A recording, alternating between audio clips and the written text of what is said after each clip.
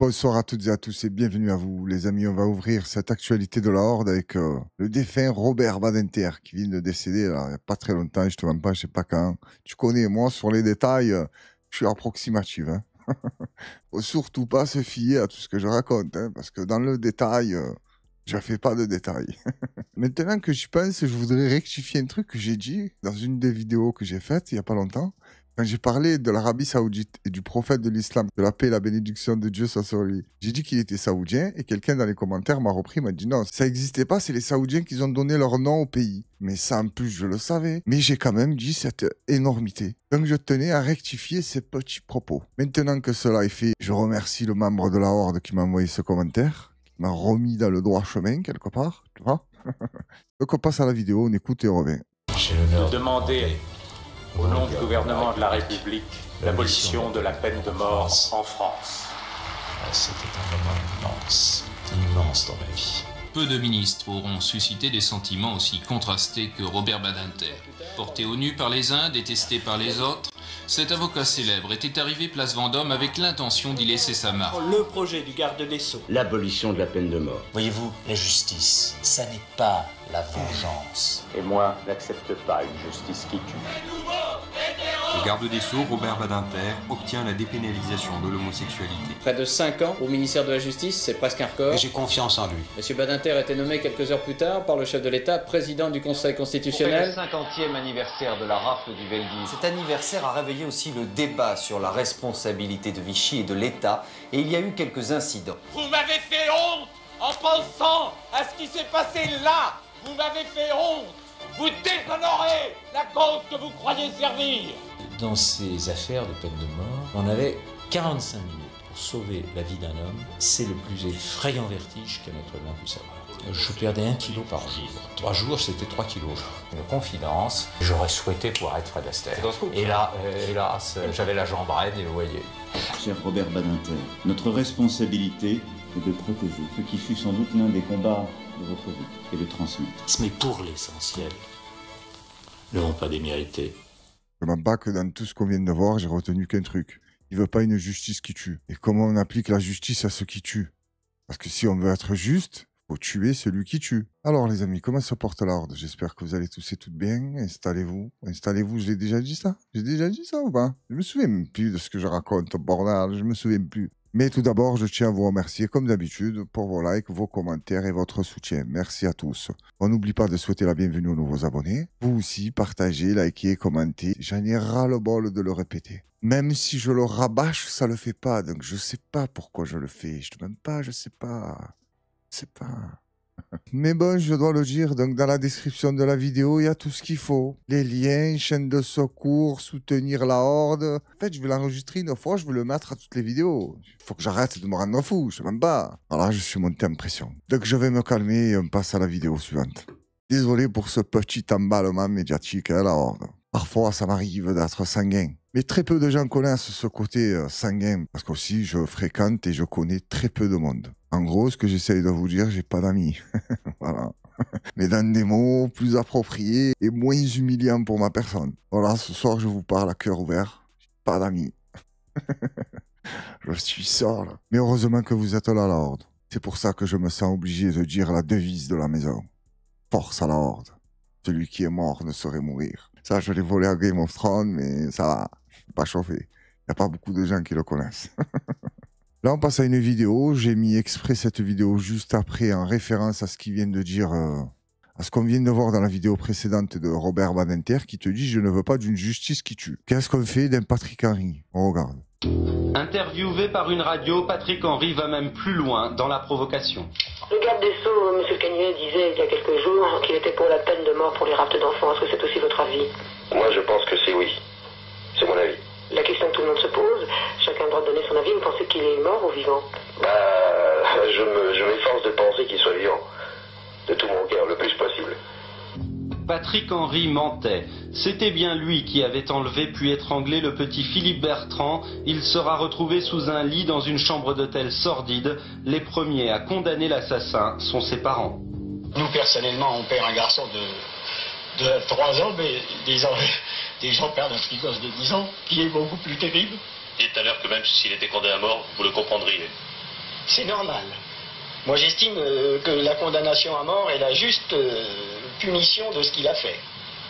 Au moment du procès, la foule réclame la tête de celui qui a dupé tout le monde. Moi, je partage plus l'avis de ce monsieur que celui de Robert Badinter. C'est son propre fils et il t'a dit, pour moi, c'est ça la justice. Il a tué, il faut qu'il meure. Partage plus l'avis de qui? De monsieur Henry ou de monsieur Badinter? Parce que là, je t'ai mis des vidéos en qualité VHS. Je te dis, ça va, ça date, il n'y en a plus des Patrick Henry. Il n'y a plus de Patrick Henry. Putain, mais il n'y a que ça. Mais il y en a de plus en plus. Comment il n'y a plus de Patrick Henry? Mais tu as vu de l'humain, l'ordure que c'est devenu. J'ai l'impression que ça s'est banalisé, mais moi, je suis pas au courant. Je dis peut-être qu'il y a 2-3 lois qui sont passées, je suis pas au courant. Ils ont le droit de faire ces dingueries. Donc, je suis allé sur ChatGPT, je lui ai demandé. Je lui ai dit, il y a un problème avec les enfants, là, dans ce putain de monde. Et ChatGPT m'a répondu, ouais, il y a un problème. Mais on ne sait pas ce qui se passe. Donc, je sais pas trop s'il faut le remercier à Robert de nous avoir privés de ce plaisir de la guillotine. Pour les gens qui le méritent, bien entendu. Normalement, je n'ai même pas à le préciser, mais on ne sait jamais. Des fois, il y a des gens qui regardent les vidéos, ils ne comprennent pas ce que tu racontes. Ouais, mais il y a des innocents. Ouais, ben on les tue pas. C'est aussi simple que ça. Oui, il peut y avoir des erreurs judiciaires. Ben là, tu le tues pas. Tu essayes de le mettre à vie. Et s'il est innocent, au pire, il aura passé sa vie en prison, mais il est resté. Mais il est toujours vivant. C'est déjà ça de prix. Même si c'est injuste. Attention, je ne suis pas pour que les innocents vont en prison. Tu vois, encore une fois, tu as rien compris. Je parlais avec qui, mon gros? Mais calme-toi, yo. J'essaie de t'expliquer un truc. Tu veux pas que tu me sors des trucs. Ferme ta gueule. Non, sérieusement, la horde. Bref, des plaisanteries. Je suis un fou. Moi, je parle de peine de mort. Je suis mort de rire. Mais tu sais comment ça se passe avec la horde. Hein. C'est la maison mère qui me sert de cerveau. Des fois, ça tourne pas rond. Même à moi, je me choque. Il y en a un dans les commentaires, il m'a dit, tu devrais mettre les rushs en entier sans couper. Mais tu es malade ou quoi? Mais tu es un fou, tu vas te dire, mais c'est un schizophrène ce type. Tu vois, là, après avoir dit schizophrène, je me dis, il y a des gens qui vont se dire, oh, mais pourquoi tu te moques des schizophrènes? C'est une maladie. Mais ferme ta putain de mère, bordel. J'ai une façon de parler pour te dire que je suis un fou. Oh, ça me... Oh, mais comment j'arrive à faire ça, m'énerver seul? Je suis un fanat, On s'arrête rapidement sur une petite vidéo. Je dois couper le son parce qu'il y a une musique copyright. Tu vas vite comprendre le message de la vidéo. En gros, c'est l'Union européenne est trop à l'avance sur les Américains et les Chinois. On regarde. Donc tout en haut, on a les Chinois qui te font des drones. Ils bougent sur place sans bouger. On va comprendre, toi, comment ils font. C'est des technologies, c'est pas pour nous. En dessous, on a les Américains. Robots qui courent dans la forêt, tout ça, qui aiment la nature. Et en bas, l'Union européenne. Le bouchon du futur. Qu'il faut avoir un bac plus 27 pour pouvoir l'ouvrir et le fermer.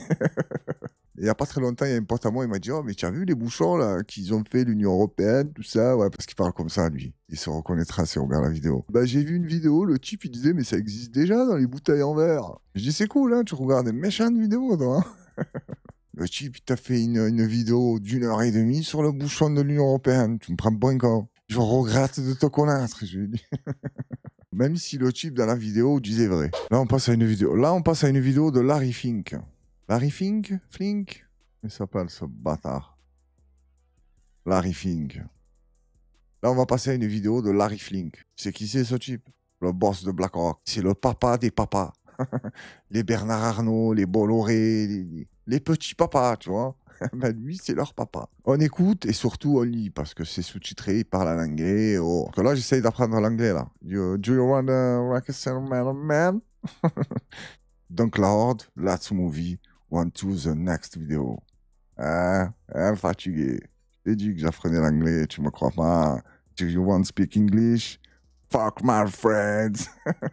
On arrête de blaguer, on passe aux choses sérieuses. And so having that position, it's all about long-term issues, but it's things that you can't replicate because it's based on years of relationships and trust, and you know whether it is. And I do go out of my way when there's somebody who's new in their role, a new prime minister. I will spend time. Generally, what I try to do is spend time before they win, and meet the candidates. So, whether it's in Mexico, spending time with Claudia before she won, or spending time with Keir Starmer. It's just spending time with them and just saying, you have access to whatever information you need. Alors, ça t'a plu ce qu'il te raconte, Monsieur Flink? J'ai accès à tous les premiers ministres, je vais les voir. Je leur dis, j'ai les informations nécessaires, n'hésitez pas. Là, c'est ce qu'il veut bien nous raconter devant les caméras. Déjà, il ose dire ça devant les caméras. Imagine-toi quand il est tête à tête avec eux. Parce que le type, il te gère des richesses de pays, de continents, c'est un bordel. Il y a un truc gigantesque, tu peux même pas imaginer, rien que le nom, BlackRock. Ah, tu entends BlackRock, c'est foutu, vont tout racheter. Lui, il a la puissance d'un Qatari, voire plus, avec un peu plus de vis, plus de stratégie, tu vois.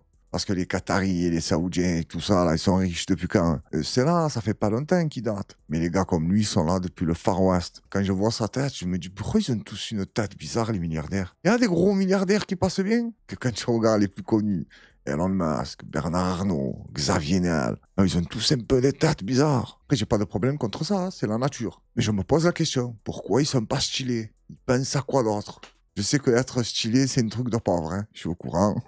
Et eux, c'est la preuve vivante que être stylé, c'est un délire de clochard. Les milliardaires, ils ont pas le temps d'être stylés. Quand tu regardes bien, c'est vrai, les milliardaires, les gros milliardaires, tu le vois, toi, avec des Gucci, des Fendi, des Kenji. Non, tu le vois pas. Parce que c'est pas pour eux. Parce qu'eux, ils sont dans d'autres délires. Genre contrôler le monde. Ça, c'est plus leur style. Là, j'ai mis cette vidéo parce que le titre m'a fait rire et le coup de pied est juste splendide. Le titre, c'était Nawel Madani quand tu lui demandes une photo après 23h. Et le coup de pied, il est juste spectaculaire. Regarde-moi ça. Oh, qui va pas du tout vers la canette. Regarde-moi ça. Oh, c'est magnifique. C'est magnifique. Ah, le prestige. Regarde-moi toute cette élégance. Geste. Oh là là là là, qu'est-ce que c'est beau. Je sais pas c'était quoi le défi. J'ai pas bien saisi le défi. Il fallait faire quoi? Fallait toucher la canette ou fallait l'envoyer en chirurgie esthétique à ton pote? Là, moi j'ai l'impression qu'il a fait exprès. Hein. Il y a des problèmes entre eux. Et celui qui met le coup de pied, il n'ose pas lui dire. Et là, il a sauté sur l'occasion. Il s'est dit, enfin, je vais lui arracher la tête. Parce que quand tu observes bien le geste, tu le vois qu'il cherchait pas la canette. Non, il cherchait pas la canette, ça je peux te l'assurer. Il cherchait à détruire la face de cet individu. J'en suis convaincu. Là, on va passer à une vidéo, c'est un joli petit montage bien fait. Les images ne sont pas très importantes, donc je le laisse en petit. Mais par contre, il faut bien ouvrir ses oreilles et être très attentif parce qu'il y a des pépites cachées à l'intérieur. On écoute. On investit nos candidats en réfléchissant. Hein. J'ai dealé, hein. On m'a proposé le bail, j'ai fait. Non, par exemple, cette macaroni, c'est pas une insulte raciste? Mais non, c'est pas une insulte raciste. Ah bon? Ah bon? Ah bon? Non mais, ça sert à rien de répéter vos âneries. Vous vous foutez de moi, là, hein? Est-ce qu'il faut interdire la corrida? Oui, c'est l'abattage sans étourdissement qui... Bonsoir, merci pour cette question. Vous voulez instaurer un permis de voter? Le citoyen inculte n'aura plus voix au chapitre. Mais je connais pas tellement l'histoire que cela. Je sais pas qui est Pétain, quoi, pour essayer de me discrédibiliser. Qu'est-ce qu'elle a dit? Écoutez, je n'ai pas envie de commenter. Lorsque la Chine a attaqué l'Ukraine. Mon grand-père né à Oran qui a déporté les Juifs à Auschwitz. C'est quoi la prochaine étape? Les exterminer comme en 39-46? Et ça, il n'a rien compris, il comprend rien. Eh bien, je m'interroge, moi, que va faire Mbappé après 50 ans? Ouais, j'aimerais bien savoir, ouais. C'est la plus pire. Je serai présente pour dire mon soutien à l'antisémitisme. Merci. C'est elle la plus pire. Mon soutien à l'antisémitisme. C'est quoi? Une désignation à l'unanimité et sans vote, ça se passe comment? Vous me posez la question que vous voulez et moi je vous réponds à la manière avec laquelle j'ai envie de vous répondre. C'est embêtant. Bon, faut pas être un génie pour capter le parti de celui qui a fait le montage de cette vidéo. Et aussi, j'ai pas compris pourquoi Emmanuel Bompard il a mis à la fin, parce que je trouve pas ridicule ce qu'il a dit, mais par contre, il y en avait 2-3, c'était des pépites. Parce que elle, c'est la plus pire, c'était pas mal ça. Il a vraiment dit ça ou c'est une lia? Parce qu'à un moment dans le montage, j'ai l'impression qu'il y a de Logu qui raconte un peu des bêtises, mais j'ai l'impression que ça a été coupé. Et parce que elle, c'est la plus pire, c'est violent. Hein, parce que des fois, moi aussi, ça m'arrive de me manquer. Et parce que elle, c'est la plus pire. Mais c'est vrai qu'il faut dire que le député de Logu, il en sort des pas mal parfois. Là, on va regarder comment les Japonais éduquent leur jeunesse. C'est très différent de notre monde. Le saviez-vous? Au Japon, l'un des pays les plus avancés au monde, les enfants ne passent ni test ni examen à l'école avant d'atteindre les classes supérieures. La raison va sans doute vous surprendre. Les Japonais estiment qu'à l'enfance, il y a des choses bien plus importantes à apprendre. Premièrement, on leur enseigne à avoir un bon comportement et à respecter toutes les personnes, quel que soit leur statut ou leur revenu. Deuxièmement, ils sont éduqués à devenir autonomes, tout en apprenant à travailler en équipe. Par exemple, dans les écoles japonaises, il n'y a pas de personnel d'entretien. Ce sont les élèves eux-mêmes qui nettoient dans les salles de classe, les couloirs et les cours, en partageant les tâches entre eux. Troisièmement, on leur apprend dès le plus jeune âge à prendre soin de la nature et de l'environnement. Quatrièmement, l'objectif principal est d'apprendre pour acquérir des connaissances et non pour obtenir des notes. Cinquièmement, Une grande importance est accordée à la politesse, à l'ordre et à la ponctualité. Grâce à cette approche, le niveau de développement et de discipline des enfants japonais est considéré comme l'un des plus élevés au monde. Et vous, que pensez-vous de cette méthode? Bien sûr qu'il y a des choses plus essentielles à apprendre à la jeunesse que la plupart du baratin qu'on te raconte à l'école. Moi, au contraire, ça me paraît logique. Ça me surprend pas du tout. Ils leur apprennent tout simplement des vraies valeurs. Plus on remonte dans le temps, j'ai l'impression, et plus l'école, c'était mieux. Tu vois, ils t'éduquaient plus, t'apprenais des vraies valeurs. Mais apprendre à la jeunesse occidentale tout ce que les petits japonais apprennent, ici, ça nous intéresse pas. C'est connu, on fait tout mieux que les autres. Là, on passe à une vidéo du général Kadhafi. La vidéo, je trouve qu'elle est bien faite. Est-ce que tout ce qui est dit dedans est vrai? J'en sais rien. On regarde. La Libye sous Kadhafi. On nous l'a souvent présenté comme un dictateur sanguinaire, mais peu de gens connaissent la réalité de son régime. La Libye était l'un des pays les plus prospères d'Afrique, avec des avantages sociaux que beaucoup rêveraient d'avoir aujourd'hui. En Libye, tout le monde avait accès à une éducation gratuite, de la maternelle jusqu'à l'université, et les soins médicaux étaient totalement pris en charge par l'État. Chaque Libyen recevait une aide financière pour acheter une maison, et un couple nouvellement marié pouvait recevoir jusqu'à 50 000 $ pour commencer leur vie. Un litre d'essence coûtait environ 10 centimes de dollars, et l'électricité était quasiment gratuite pour tous. Aucune dette extérieure. Contrairement à la majorité des pays du monde, la Libye ne devait rien aux banques internationales. Grâce au projet du grand fleuve artificiel, Kadhafi a transformé le désert en terres agricoles, rendant la Libye indépendante en nourriture. Il voulait instaurer une monnaie africaine basée sur l'or, ce qui aurait libéré l'Afrique du franc CFA et du dollar. Un projet qui dérangeait fortement les puissances occidentales. Alors Kadhafi était-il réellement un dictateur à abattre, ou plutôt un leader qui dérangeait l'ordre mondial? À vous de juger, dites-moi en commentaire ce que vous en pensez et likez pour que cette vérité soit connue du plus grand nombre. Il était pas mal son liker pour que la vérité soit connue. Moi j'ai liké parce que je voulais que la vérité soit connue de tous. Kadhafi, sacré personnage de l'histoire, hein. Très mal fini. Mais lui aussi la horde, hein, si j'ai un truc à lui reprocher, même si je ne sais pas tout ce qu'il a fait, tu es là, tu veux rendre fou tous les occidentaux, et tu n'as pas une armée, et tu veux que tout se passe bien, mais c'est pas possible. Pour faire ce qu'il a fait Kadhafi, se mettre le monde occidental à dos, il n'y avait qu'un seul moyen de s'en sortir, hein, c'est de détenir des têtes nucléaires. Tu prends l'exemple de celui de la Corée du Nord. Tu vois, personne ne le rend fou à lui. Lui, personne ne va lui chercher des noises. Kadhafi, non, il voulait te faire des dingueries. Tu as entendu le Dinaror, Washington, Londres, l'Elysée, se sont tous affolés. Qu'est-ce qu'il raconte, lui? Il veut nous saboter? On arrive. Et vous connaissez la suite de l'histoire. Ça a très mal fini pour lui. Il était pas mal, le système de Kadhafi. Tu vas te marier, il te défauche 50 000.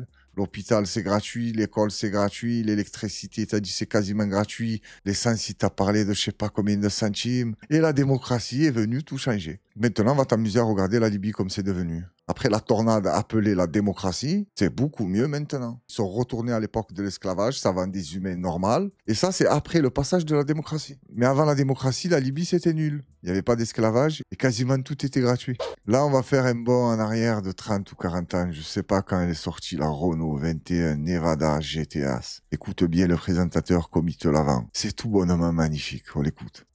Nevada GTS et le formidable grande routière. 5 places, 7 chevaux, voiture mécanisée, feu arrière de brouillard, une galerie, 2 rétroviseurs extérieurs réglables de l'intérieur, contour, lève-vitre électromagnétique des portes avant et condamnation des portes et du coffre à distance. Et, en plus, son espace de chargement modulable à volonté selon vos besoins. C'est la Renault 21 Nevada GTS.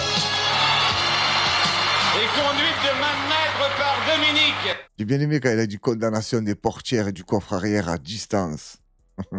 Ça venait de sortir. Ah, c'était nouveau à l'époque. Ils étaient contents, ils appuyaient de loin. De nos jours, les voitures, tu les appelles avec ton téléphone. Tu lui envoies des textos, elle te répond. Ça dépend comment tu l'as réglée. Elle peut être un peu coquine, la voiture. Elle commence à te dire, ouais, reviens-moi, j'ai les sièges qui chauffent. Tu commences à t'affoler, tu commences à tomber amoureux de la voiture. Et c'est de là est né le wokisme. Tout a commencé avec une Porsche Cayenne qui parlait avec son propriétaire. Il est tombé amoureux. Et lui, après, il s'est pris pour un Porsche Cayman. Et tout part de là. Imagine-toi, à cette époque, tu rentres avec un RS6, mais le monstre. Je crois qu'il y a des morts et tout dans le public. Le type qui nous a présenté la voiture, lui, il tombe dans les pommes, mais sûr et certain. T'as vu comme il nous a présenté une Renault 21? Imagine-toi, tu lui mets le Audi. T'es sûr qu'il va te faire une crise d'épilepsie quand il va voir le monstre. Et la Horde se quitte avec un morceau du Thinkerview qui date un peu de François Asselineau. Mais quand je suis tombé sur cette vidéo, je me suis demandé pourquoi ils ne vont pas débattre avec Asselineau. C'est vrai, ils débattent tous entre eux, ils passent tous sur les plateaux télé, mais Asselineau, non. Pourquoi? Il est aussi dangereux que ça? Ou les autres vont nous sortir le prétexte, c'est un complotiste, on parle pas avec lui, on va lui donner de la visibilité. Ben sur YouTube, il s'en sort mieux que vous, hein. Il est à 500 000 abonnés, lui. Mais c'est les médias des milliardaires. Il aime pas et ils aiment pas le message qu'il véhicule. Donc ça l'invite pas. Et quelqu'un qui dit l'Europe, changeons-la ou quittons-la, déjà moi j'arrête. Parce qu'on ne peut pas changer l'Europe. Et il le sait parfaitement. Il y a un article, qui est l'article 48 du traité de l'Union européenne, qui montre qu'on ne peut, pour changer les traités, il faut l'unanimité des États membres. Voilà. Donc si vous voulez mettre une taxe Tobin sur les transactions financières, déjà le Luxembourg s'y opposera, terminé. Et il y aura par ailleurs Malte, Chypre, les pays de l'Est, etc. C'est impossible. On veut changer, on veut que l'Union européenne soit plus sous la tutelle de l'OTAN. On veut supprimer l'article 42 du traité de l'Union européenne. Aussitôt, le Portugal, avec la base des Açores, le Royaume-Uni, tous les pays de l'Est qui veulent le parapluie américain lèveront le carton rouge. On ne peut pas changer. On veut avoir un euro qui soit plus faible, qui permette d'être plus compétitif. C'est-à-dire qu'il faut avoir une gestion de la BCE plus inflationniste. Immédiatement, l'Allemagne, les Pays-Bas, le Luxembourg et la Finlande lèveront le carton rouge. On veut mettre un terme à la directive de travailleurs détachés qui fait qu'on emploie en France des gens venus des pays de l'Est au SMIC et avec les charges sociales de la Bulgarie ou de la Roumanie. Immédiatement, les Bulgares, les Roumains, les pays de l'Est lèveront un carton rouge pour s'opposer à cette modification. Je pourrais vous en parler toute la soirée. Donc, Monsieur Mélenchon ment. Il ment. Il fait croire aux gens qui lui font confiance qu'il va pouvoir renégocier les traités. Madame Le Pen, c'est pareil. Regardez la caméra là et dites-le directement dans la caméra. Monsieur Mélenchon et Madame Le Pen mentent. D'ailleurs, je leur propose de faire un débat. Parce que j'espère aussi qu'on va parler de ça. Il n'y a plus de débat entre responsables politiques. Il n'y a plus de débat entre responsables politiques. Je leur lance un défi. Ça fait des années que je leur lance un défi.